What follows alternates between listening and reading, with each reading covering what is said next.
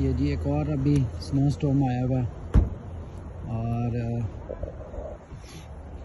बहुत बड़े बड़े फ्लेक्स स्नो के जोन से वो गिर रहे हैं। विजिबिलिटी जोन से 23%। और जब स्नो बहुत ज़्यादा होती है तो विजिबिलिटी जोन सी है वो कम हो जाती है और सड़कों की हालत थोड़ी देर के लिए ख़राब होती है, लेकिन इट इज़ रियली नाइस।